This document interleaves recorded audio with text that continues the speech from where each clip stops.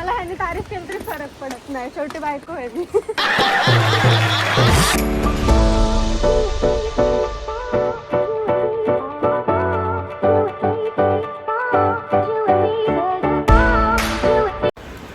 Hello guys, welcome back to my channel.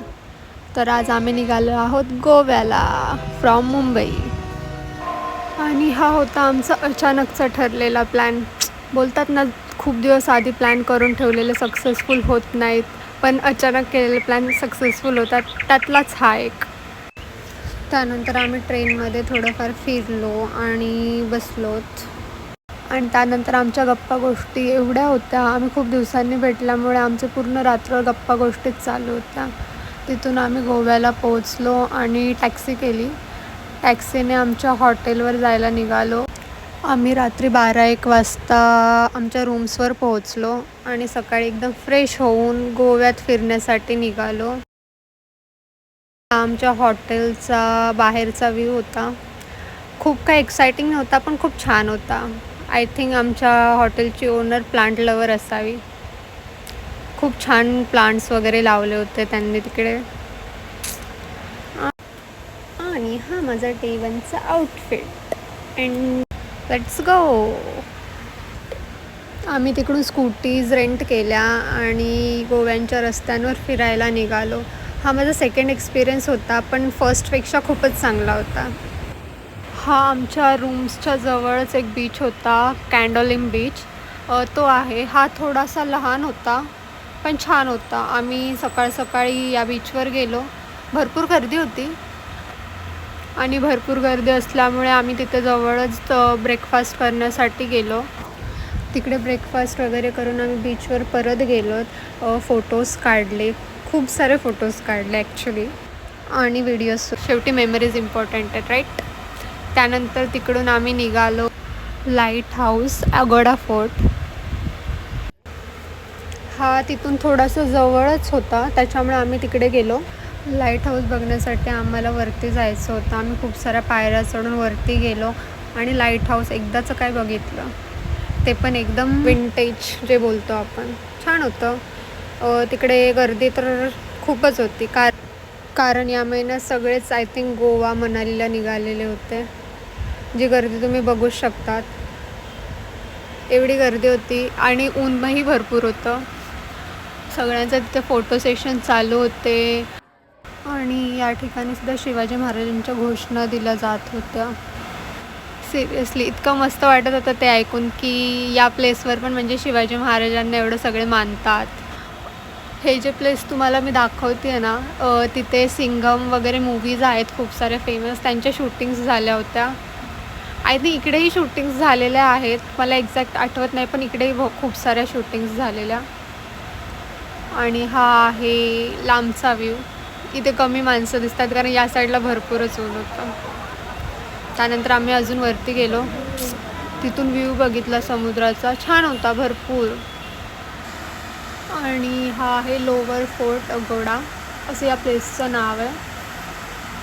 इथूनही तुम्ही समुद्राचा view बघू शकता. इतका छान वाटत होता. मला तर हा गोवा वाटत नव्हता, असं वाटत होतं कुठेतरी आउट ऑफ इंडिया गेली आहे हा व्ह्यू बघून फक्त. पण इथलं पब्लिक बघून लक्षात येतात की हां बाई, आपण इकडेच कुठेतरी आहोत. प्रत्येक वेळी मला टार्गेट करतात. तुझ्याच मनात बाप करू शकतो. मला ह्याने तारीफ केली तरी फरक पडत नाही, शेवटी बायको आहे मी. बोलून काय होणार नाही. कॉन्फिडन्स पाहिजे असा. नॉनसेन्स. यांची अशी मस्ती पूर्ण रस्ते भर चालत होते. चुकून हा मी मोमेंट कॅप्चर केला. हा तिथला व्ह्यू तुम्ही बघू शकता. खूप छान वाटत होता हा व्ह्यू. तिथे पण आम्ही थोडेसे पिक्चर्स काढले आणि निघालो नेक्स्ट लोकेशनला. आणि आपण चाललो आहोत आता बागा बीचवर, like mini Juhu Chowpatty of Mumbai. इकडे एवढी गर्दी होती, मुंग्यांसारखी माणसं. And then this happen.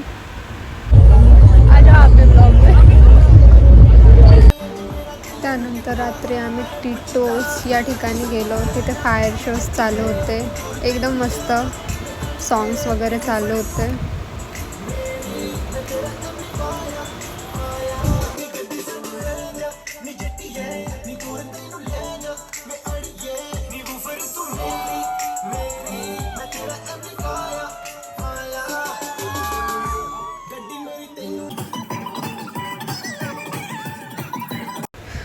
त्यानंतर आम्ही तिथून कलिंगूट बीचला निघालो. एकदम रात्रीचे 12 वाजले असतील. मी फर्स्ट टाईम बीचवर एवढ्या रात्री गेले होते. तिथे मस्त थंड हवा आणि लाटांचा आवाज येत होता. आणि तिथे आम्हाला आमचा एक फ्रेंड भेटला. मी व्हिडिओ एडिट करणार. हां. आणि या सगळे शॅक्स इतके छान बनवले होते. फोटोजसाठी इतके छान छान पॉईंट्स होते. आणि व्ह्यू इतका सुंदर वाटत होता ना तो. एकदम लाईट्स इतकं छान बनवलेलं तिथे.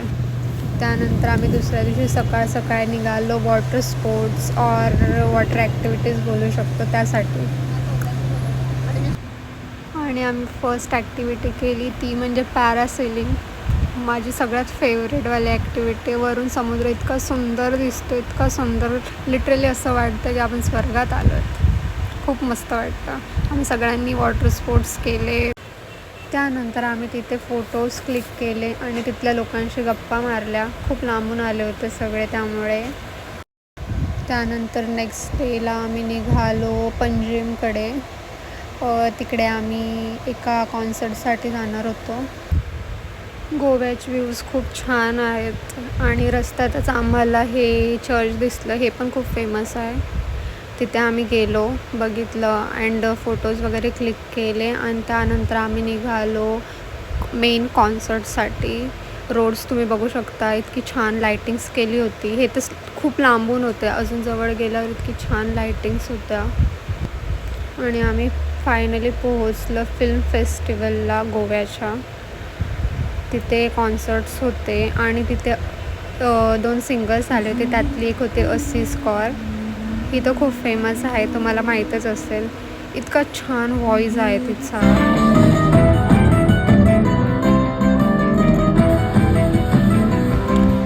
मग तिथून कॉन्सर्ट वगैरे बघून आम्ही फोटो सेशन करून गेलो घरी.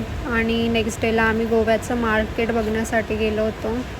तिथे ह्या ज्वेलरीज होत्या, अँटिक होत्या, खूप छान छान होत्या. पण मी तिथे प्राइजेस विचारले नाही, पण खूप सुंदर.